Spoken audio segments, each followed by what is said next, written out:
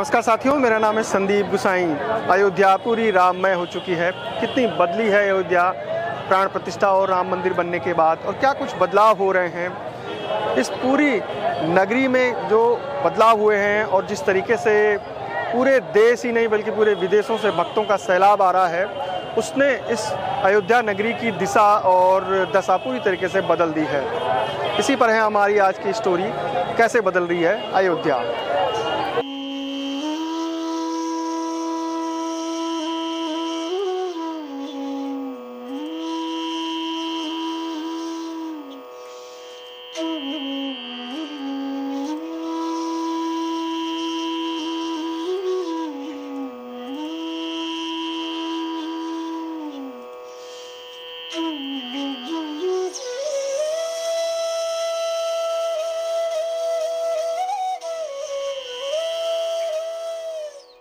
बहुत अंतर आ गया है। जब से मंदिर का निर्माण हुआ है नया ये, तब से बहुत अंतर आ गया है।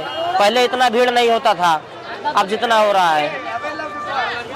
पहले जो श्रद्धालु आते थे वो कहाँ जाते थे? केवल हनुमानगढ़ी जाते थे, रामलला का भी दर्शन करते थे। बट इतना जितना भव्य मंदिर अब बन गया है, इतना भव्य पहले नहीं था।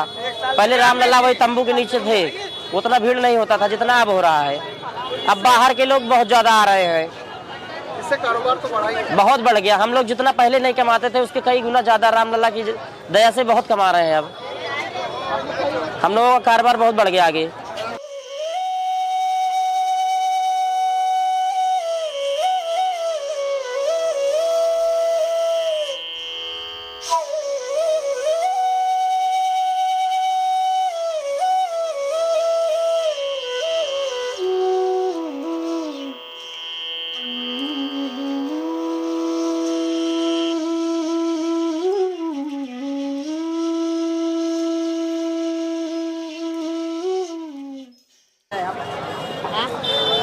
साल भर से बहुत पब्लिक है। पहले आते थे लेकिन बहुत कम, बस 200-400 यात्री आते थे बस। बहुत बदल गया है, बहुत ज़्यादा। ऐसे भगवान ने सब किया है, आदमी के बस का नहीं है। सब भगवान ने किया है, सब भगवान की माया है। वो लक्ष्मी जी, सीता माता लक्ष्मी जी के अवतार है। वो ऐसे कुरौती है, कोई थाम नहीं पाता, कोई पैसा बटोर नहीं पाएगा। यहाँ इतना पैसा गिरता है, कोई बटोर नहीं पाएगा।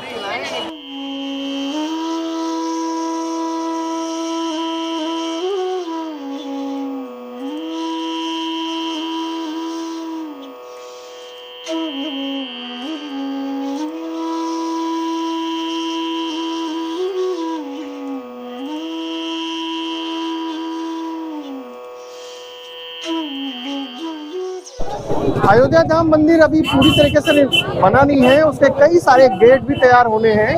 अभी हम रामपथ में हैं, और जब आप जो लता घाट है, जो लता चौक है, वहाँ जब पहुँचते हैं तो वहाँ से करीब 1-1.5 किलोमीटर पैदल आपको चलना होता है। उसके बाद आपको मंदिर में प्रवेश करना होता है। ये पीछे ठीक जो है वो एग्जिट द्वार है, जो आपको दिख रहा है। यहाँ से लोग ये दर्शन करने के बाद वापस आ रहे हैं, और वापस आने के बाद ये जो लोग हैं, ये अभी दर्शन करने के लिए ये जा रहे हैं अभी। तो कई गेट हैं, और भविष्य में जब चारों तरफ से रिंग रोड तैयार हो जाएगी तो उसके कई सारे एग्जिट और एंट्री गेट होंगे। उससे श्रद्धालुओं को भी सुविधा होगी।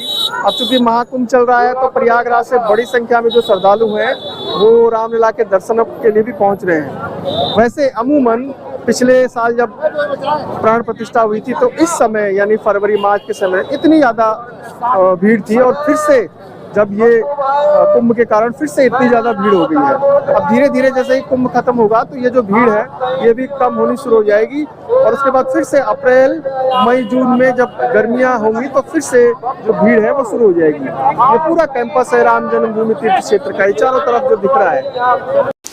देखिए, सबसे बड़ी बात तो ये है कि राम मंदिर की जब प्राण प्रतिष्ठा हुई तो 22 जनवरी 2024 को हुई है। और प्रधानमंत्री नरेंद्र मोदी जी ने, मुख्यमंत्री योगी आदित्यनाथ जी ने जिस तरीके से अयोध्या का कायाकल्प किया है सौंदर्यीकरण के रूप में, वो अब जो है दुनिया के लोग उसे देखने के लिए अयोध्या आ रहे हैं। और 500 वर्षों की प्रतीक्षा के बाद लंबी कोर्ट कचहरी में मुकदमे चले हैं और जब जीत हुई है तब जाकर के भव्य राम मंदिर अयोध्या में स्थापित हुआ है। यही वजह है कि दुनिया के राम भक्त अयोध्या आ रहे हैं, दर्शन कर रहे हैं और रामलला का आशीर्वाद प्राप्त कर रहे हैं। चूँकि अब लोग जो है पहले आते थे तो भारत आते थे तो ताजमहल देखते थे, लेकिन अब ताजमहल की जगह पे रामलला का मंदिर ही राम भक्तों का पहली पसंद बन गई है। मोदी जी ने और योगी जी ने जिस तरीके से अयोध्या को विकसित किया है, कायाकल्प किया है, सजाया है, अब देखने से यही लगता है कि रामराज की स्थापना जिस समय रही होगी उसी के अनुरूप अब ये सजाया जा रहा है और तमाम मठ मंदिर जो जीर्ण शीर्ण हालत में थे वो भी दुरुस्त किए गए हैं। अब एक ही रंग में पूरी जो है मंदिर, जो अयोध्या में लगभग 10,000 मंदिर हैं, सब जो है एक ही रंग में रंग गए हैं। आप अयोध्या जैसे ही प्रवेश करेंगे कि आपको लगेगा कि हाँ, हम किसी अच्छी साफ़ सुथरी नगरी में आ गए हैं। तो ये कहीं न कहीं रामलला के आने से काफ़ी कुछ परिवर्तन अयोध्या में हुआ है।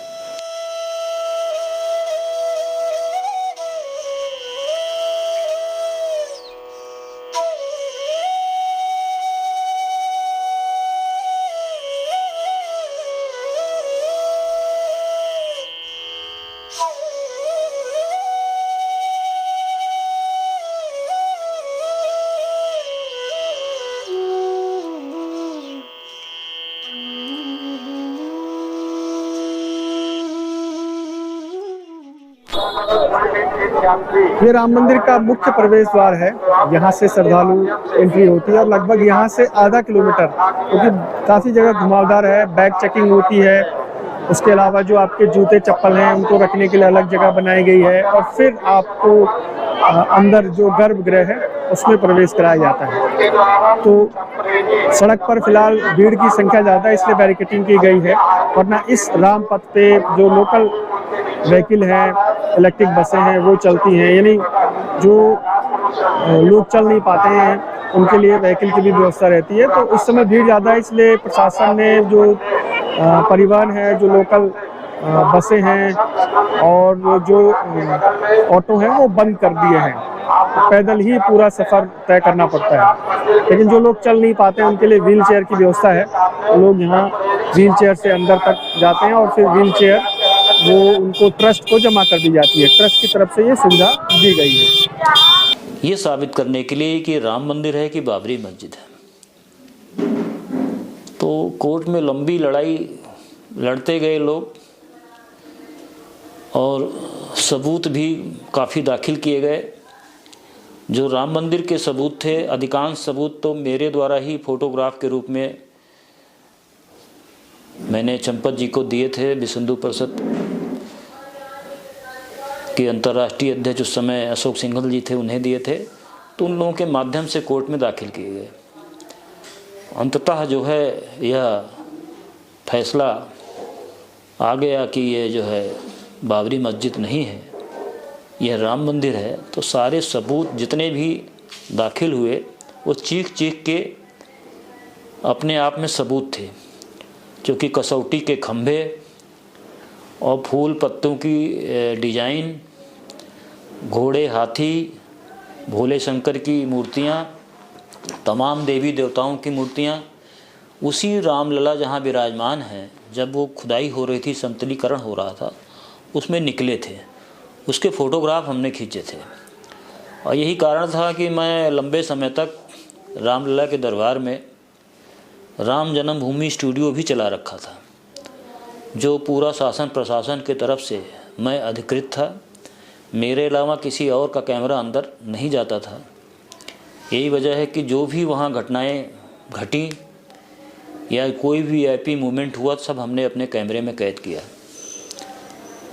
चाहे वो ताला खुलना हो, चाहे शिलान्यास होना हो, चाहे वो मुलायम सिंह की सरकार का 90 गोलीकांड जो कारसेवकों पर भयानक हुआ था, वो अभी हमने कैमरे में कैद किया है। और 6 दिसंबर 92 को जब ढांचा गिरा है, उसको भी मैंने कवर किया है। तो ये सारी चीज़ें हमने कवर की हैं और सीबीआई ने हमें राम मंदिर के 2 मुकदमे में अपना चश्मदीद गवाह बनाया। तो काम चल रहा है और लोग आ रहे हैं। हम तो सिर्फ इतना ही कहेंगे कि प्रभु श्री राम पर मुकदमा चलना बहुत ही दुर्भाग्य था और ये साबित करना भी बहुत बड़ी चैलेंज की बात थी कि ये राम जन्मभूमि है या बाबरी मस्जिद है। यदि सबूत ना होते तो ये राजनीतिक दल इसको मुद्दा बनाकर आज भी कहीं न कहीं इस पे राजनीति करते, इस पे भी राम लग गया है। और ये रामलला जी के स्थापित होने से अयोध्या का जो पुराना वैभव है वो लौट आया है।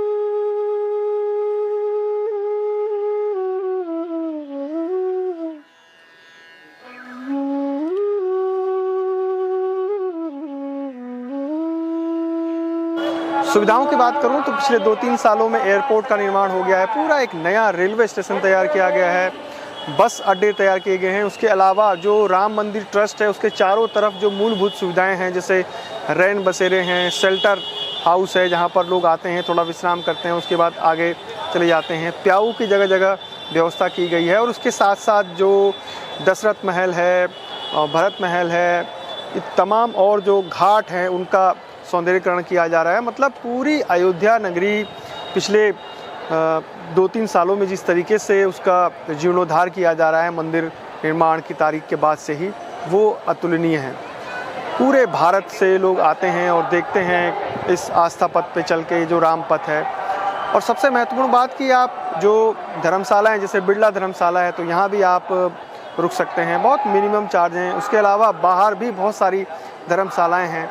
ट्रस्ट जो है उसने खुद भी बहुत बड़ी धर्मशालाओं का निर्माण किया है। जो और इसके अलावा जो सड़कें हैं उनका पूरा चौड़ीकरण किया गया है। इवन केवल अयोध्या धाम का जो राम मंदिर तीर्थ क्षेत्र है वही नहीं, बल्कि पूरे अयोध्या नगर में जहां भी सड़कें पहले सकरी थी उनको चौड़ा किया जा रहा है। उसके अलावा जो हमारे ऐतिहासिक धरोहर हैं उनका भी सौंदर्य किया जा रहा है। मतलब अयोध्या धाम को पूरी तरीके से विश्व पटल पर लाने की वो हर संभव कोशिश की जा रही है। अब सबसे महत्वपूर्ण बात यह है कि जिस तेज़ी से अयोध्या धाम का विकास हो रहा है और जितनी तेज़ी से यहाँ पर भक्तों की भीड़ उमड़ रही है, ये भी भविष्य में देखना होगा कि क्या ये इतना दबाव झेल पाएगा। क्योंकि सड़कें जो चौड़ी की गई थी वो महज 1 साल के अंदर ही उनका और चौड़ीकरण की वो डिमांड बढ़ती जा रही है कि वो और चौड़ा किया जाए उनको, क्योंकि यातायात इतना दबाव है, गाड़ियाँ इतनी आ रही हैं शहर में। ट्रेन और एयरपोर्ट के बावजूद भी यहाँ पर जो परिवहन व्यवस्था है सड़क की, वो अब कम पड़ने लगी है। व्यवस्थाएं ठीक लग रही हैं? हाँ, काफ़ी अच्छा है, क्योंकि योगी जी ने काफ़ी कुछ किया है, वो हमें दिख रहा है, तो हम तो खुश हैं।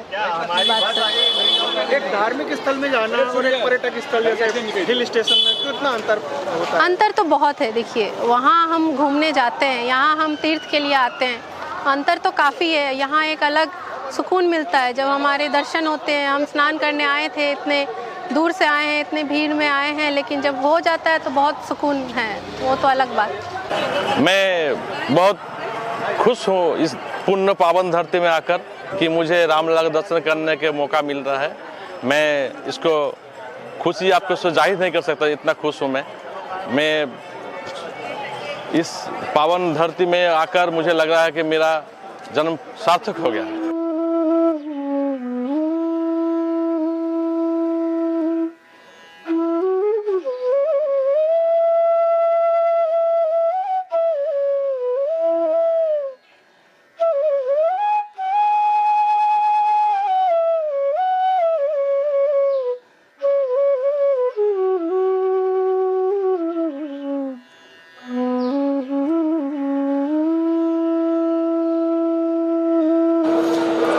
1.5 साल पहले इतनी भीड़ नहीं थी। केवल साल में 3 बार, एक सावन में जब राम झूला को झुलाया जाता था, रामनवमी में, और दशहरे के महीने में जब जो भीड़ होती थी वही इस क्षेत्र में आती थी। और हर मंगलवार को हनुमानगढ़ी में बड़ी संख्या में भक्तों का सैलाब उमड़ता था। लेकिन अब हर दिन लाखों की संख्या में भीड़ उमड़ रही है और ये संख्या लगातार बढ़ती जाएगी। ये तो था आजकल की जो व्यवस्थाएं हैं और किस तरीके से इस समय जो अयोध्या में स्थितियां हैं वर्तमान में। अब आते हैं जो अयोध्या में श्री राम का मंदिर है वो किस शैली का है, ये भी आपको जानना बहुत ज़रूरी है कि उत्तर भारत में नागर शैली के मंदिर प्रमुख हैं। अगर दक्षिण भारत में जाएं आप तो उनकी शैली बिल्कुल अलग होती है, लेकिन जो उत्तर भारत के विशालकाय मंदिर हैं वो नागर शैली के ही होते हैं। जैसे उत्तराखंड में केदारनाथ मंदिर है, गोपेश्वर में गोपीनाथ मंदिर है, ये नागर शैली की जो संरचना है उससे बने होते हैं। नागर शैली में जो मुख्य होता है वो सभा मंडप के बाद गर्भगृह के ऊपर ग्रीवा होती है और फिर आपका आमलक और उसके ऊपर शिखर। ये एक परंपरागत शैली रही है जो करीब 5वीं से लेके और 12वीं शताब्दी तक के मंदिर हैं।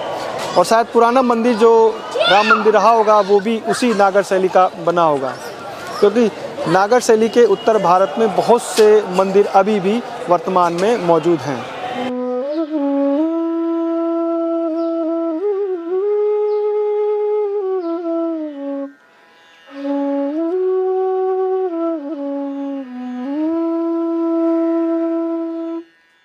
राम जन्मभूमि कार्यशाला में जब हम पहुँचे तब हमें काफ़ी आनंद आया, क्योंकि यहाँ पर जो काम हो रहा है पत्थरों पे नक्काशी का वो देखते ही बनता है। ये तमाम जो कारीगर हैं ये राजस्थान से आए हुए हैं और राजस्थान के डूंगरपुर ज़िला का जो सागवाड़ा गांव है ये वहीं से है। और इनको इसलिए भी काम दिया गया क्योंकि इस तरह के काम के ये माहिर हैं, ये काश्तकार, और ये पुश्तैनी पत्थरों पे नक्काशी का ही काम करते हैं। अक्षरधाम मंदिर चाहे दिल्ली का हो या अहमदाबाद का, इन्हीं कारीगरों ने वो तैयार किया है।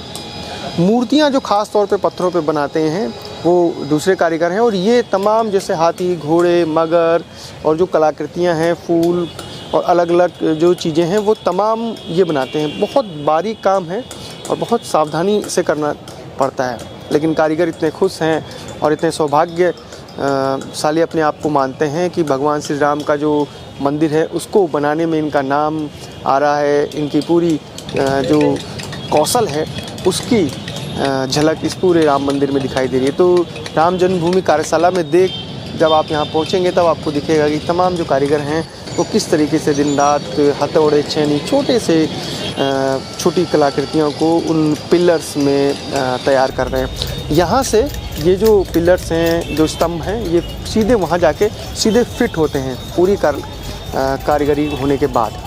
ये नक्काशी कर रहे हैं, 2.5 साल से आए हैं, ये नक्काशी का काम कर रहे हैं। इस नक्काशी को क्या कहते हैं? इस वजह से अलग अलग नक्काशियाँ विराली का आती है। राजस्थान में ये बहुत ज़्यादा प्रचलित है। हाँ, राजस्थान में फेमस है ये। आप लोग एक ही गांव से, एक ही इलाके से? हाँ, राजस्थान, हम उदयपुर संभाग, डूंगरपुर जिला। और गांव? सागवाड़ा। एक ही गांव से सब लोग? हाँ, एक ही गांव से। जब से काम शुरू है तब से आप लोग यहीं? हाँ, नहीं, हम यहाँ से 2.5 साल हो गए हम आए। 2.5 साल हो गए जब से मंदिर का उद्घाटन हुआ, तब से है हम लोग। और पूरा कारीगर हमारे एक ही गांव के, एक ही ज़िले के, वो काम करने में पूरा योगदान है। हमको यहाँ के ऐसा मस्त मज़ा आ गया क्योंकि हम भगवान राम का काम कर रहे हैं। बहुत खुशी है हमको और हम पूरी लगन से काम कर रहे हैं, दिल से। तो यहाँ क्या होता है और वहाँ जहाँ मंदिर है वहाँ क्या होता है? नहीं, हमको यहाँ से हम तैयार करके वहाँ बेचते हैं। वहाँ वो हमारा नहीं है हमारा ही, लेकिन हम यहाँ से पत्थर तैयार करके वहाँ बेचते हैं। इन पत्थरों को क्या कहते हैं? कौन से पत्थर हैं? ये बंसीपाल, ये भरतपुर का है, राजस्थान। ये कई पत्थर तो क्या पहले से बन के आए हैं, उसमें कोई टूट गया, ये करना हो तो थोड़ा फिनिशिंग करके तैयार करके देते हैं। इसके बाद में अभी डिजाइन लगा है, वो डिजाइन करके वहाँ बेचते हैं हम लोग। कार्यशाला में हम पहुंचे हैं और कार्यशाला में ये तमाम जो पिलर हैं ये इन पर नक्काशी की जा रही है। करीब 212 के आसपास ये पिलर हैं जो तैयार हो रहे हैं। अच्छा, अगर मंदिर की लंबाई जो उसकी लंबाई है, क्योंकि वास्तुशिल्प बहुत महत्वपूर्ण होता है कोई भी मंदिर हो। अब चूँकि ये जो मंदिर है नागर शैली का है तो इसका जो प्लेंथ है, जो ये इसका बेस है वो करीब, यानी जो लंबाई है उसकी ये 268 फीट है। 268 फीट। चौड़ाई इसकी 140 फीट है और ऊंचाई जो धरातल से इसका टॉप पॉइंट यानी शिखर होगा, आमलक के बाद शिखर आता है, तो वो लगभग 128 फीट है। उसके बाद मंदिर का अग्रभाग, सिंह द्वार, नृत्य मंडप, रंग मंडप और अंत में जहाँ भगवान श्री राम रामलला विराजमान है यानी गर्भगृह। हर मंदिर में गर्भगृह बहुत महत्वपूर्ण होता है। उसके आगे कई जगह सभा मंडप होते हैं। तो ये और 212 ये पिलर तैयार किए जा रहे हैं। इनमें नक्काशी बहुत बेहतरीन की जा रही है, अलग अलग।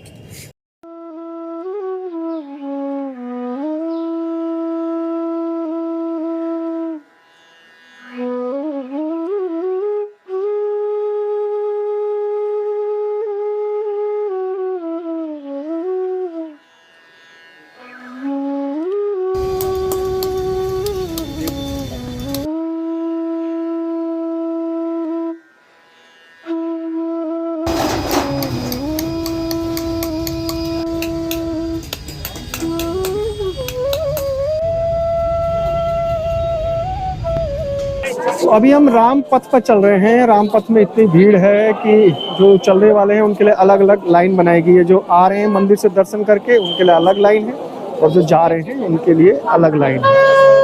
और ये वो लाइन है जो मंदिर में आ रहे हैं दर्शन करके वापस। और एक लाइन ठीक उस तरफ है जो हनुमानगढ़ी। दिक्कत ये है कि आपको पहले ही तय करना पड़ेगा कि आप पहले राम मंदिर के दर्शन करेंगे या हनुमानगढ़ी के। मेरे हिसाब से सामने जो बिल्डिंग जो मंदिर दिख रहा है, उसका जो शिखर दिख रहा है वो है हनुमानगढ़ी। तो पहले आप हनुमानगढ़ी जाइए और फिर आप रामलला के दर्शन करिए, क्योंकि अगर आपने रामलला के दर्शन पहले किए तो आपको फिर से घूम के करीब 1.5 से 2 किलोमीटर वापस आना पड़ेगा और फिर से 1 किलोमीटर वापस जाना पड़ेगा। तो ये एक व्यवस्था फिलहाल बनाई गई है। वैसे इस रोड पर पब्लिक ट्रांसपोर्ट चलता है, गाड़ियाँ चलती हैं। क्योंकि महाकुंभ है इस वजह से ये ज़्यादा भीड़ इस समय यहाँ उमड़ी भी है। व्हील चेयर की भी सुविधा है। आप देख रहे हैं कि कई लोग व्हील चेयर में आ रहे हैं, जो लोग चल नहीं पाते हैं पैदल, या फिर जो असुविधा भी होती है, बुजुर्ग हैं, उनके लिए। सबसे अच्छी बात यह है कि व्यवस्थाएं ट्रस्ट के हवाले हैं। और जहाँ भी भारत में मंदिर, प्रमुख बड़े मंदिर जैसे तिरुपति बालाजी है, माता वैष्णो देवी है, अमरनाथ श्राइन बोर्ड है, जहाँ जहाँ पर ट्रस्ट के पास रहते हैं तो जो पब्लिक कन्वीनियंस रहता है, जन सुविधाएं रहती हैं, उनकी सुविधा बहुत अच्छी रहती है। वही यहाँ पर दिखाई दे रहा है। अभी तो ये 1 ही साल हुआ है मंदिर की प्राण प्रतिष्ठा किए हुए, लेकिन धीरे धीरे ये व्यवस्थाएं और बेहतर होती जाएंगी और आने वाले 4-5 सालों में ये धर्म नगरी बहुत बड़ी संख्या में जितने भी श्रद्धालु आ रहे हैं उनको हैंडल कर सकेगा।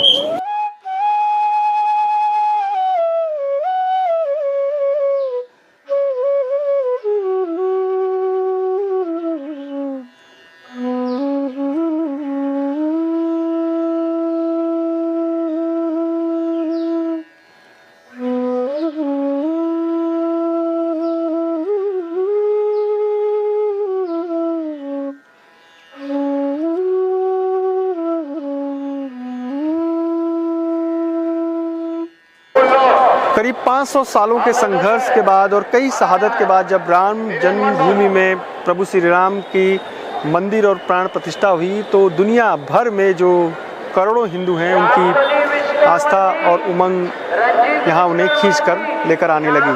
और इसी का नतीजा है कि लगातार भीड़ दिन प्रतिदिन बढ़ती जा रही है। अयोध्या का विकास भी उसी तरीके से भविष्य में किया जा रहा है और होना भी चाहिए, क्योंकि जब लाखों करोड़ों श्रद्धालुओं की भीड़ अयोध्या की तरफ बढ़ेगी तो व्यवस्थाएं उस हिसाब से विकसित करना भी ज़रूरी है। हमारी ये कहानी की कैसे बदल रही है अयोध्या, उसी का एक भाग है। कुछ दिनों में अयोध्या को समझना बहुत मुश्किल है। कुछ दिनों में इस पूरी पावन भूमि को अध्ययन करना, यहाँ के कण कण में भगवान राम का वास है। जैसे हम उत्तराखंड में कहते हैं कि कण कण में शंकर है, यानी भगवान भोलेनाथ है, कुछ ऐसा ही कण कण में यहाँ पर भगवान राम का निवास है। और पूरी इकोनॉमी जो अर्थव्यवस्था है उसी के इर्द गिर्द घूम रही है। भगवान राम की बदलती अयोध्या की कहानी आपको कैसी लगी हमें ज़रूर बताइएगा। फिलहाल संदीप गुसाई को इजाज़त दीजिए। जय नंदा, जय हिमाल।